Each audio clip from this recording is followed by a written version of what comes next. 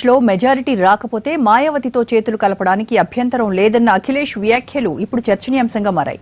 అంటే plan B కూడా అఖిలేష్ ముందే రెడీ చేసుకున్నారనేది రుజువైపోయింది. అఖిలేష్ ఆఫర్ ఇచ్చారు సరే, మాయావతి ఒప్పుకుంటారా? ఎగ్జిట్ పోల్స్ నిజమైతే యూపీలో ఏం జరగబోతోంది?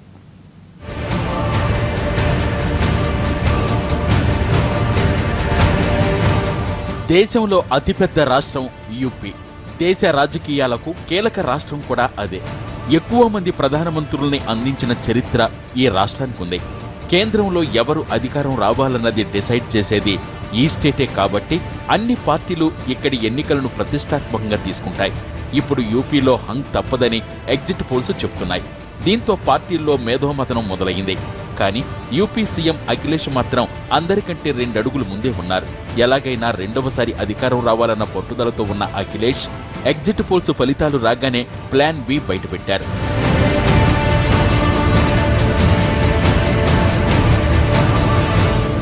మెజార్టీ తగ్గితే మాయావతి మద్దతు తీసుకోవడానికి అభ్యంతరం లేదన్నారు అఖిలేష్.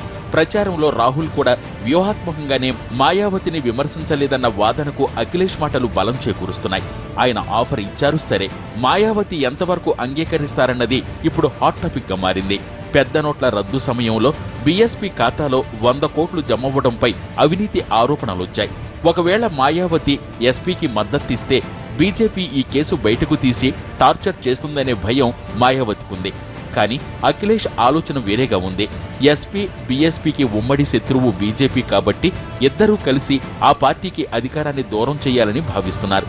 మాయావతికి కేసుల భయం అక్కర్లేదని, రాష్ట్రంలో అధికారంలో ఉన్న కూటమి భాగస్వామిని కేంద్రం టచ్ చేయలేదని అఖిలేష్ నచ్చజెబుతారని ఎస్పీ శ్రేణులు చెబుతున్నాయి.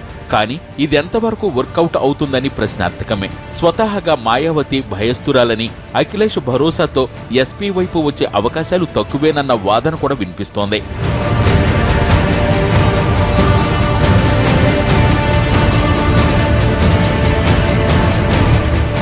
ఎగ్జిట్ పోల్స్ చెప్తున్నట్లుగా బీఎస్పీకి 90 సీట్లు వస్తేనే అఖిలేష్ మాయావతితో కలిసినప్పుడు అధికారం సాధ్యమవుతుంది. కానీ బీఎస్పీకి నిజంగా అంత సీన్ ఉందా? క్షేత్రస్థాయిలో ఆ పార్టీకి అంత బలం లేదని, చాలా చోట్ల బీఎస్పీ కార్యకర్తలు కూడా ఏనుగుకు ఓటేయలేదని కొందరు విశ్లేషకులు చెబుతున్నారు.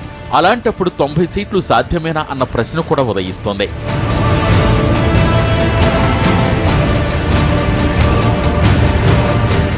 బీజేపీ సంగతి చూస్తే అధికారానికి 15-20 సీట్లు తక్కువవుతాయని ఎగ్జిట్ పోల్స్ అంచనా వేశాయి.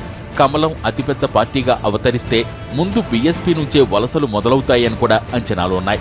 ఎన్నికలకు ముందు కొందరు సీనియర్ బీఎస్పీ నేతలు బీజేపీలో చేరారు. వారి ప్రభావంతో కొందరు ఎమ్మెల్యేలు రావచ్చని అంచనాలున్నాయి.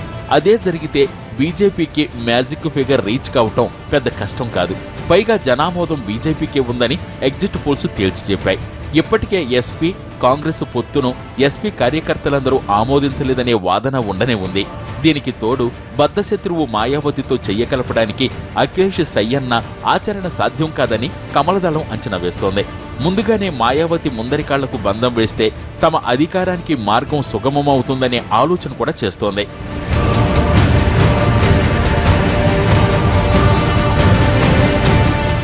ఎగ్జిట్ పోల్స్ హంగ్ అసెంబ్లీ ఖాయమని తేల్చి చెప్పడంతో తుది ఫలితాల సెసలైన రాజకీయం మొదలవుతుందని విశ్లేషకులు భావిస్తున్నారు.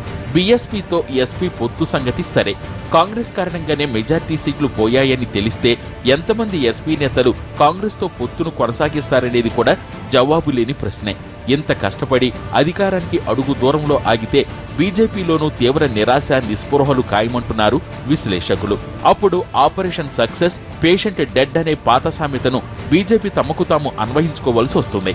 యూపీలో ఎవరి ఫేట్ ఏమిటనేది తుది ఫలితాలు వచ్చిన వారం రోజుల్లోనే తేలిపోనుంది.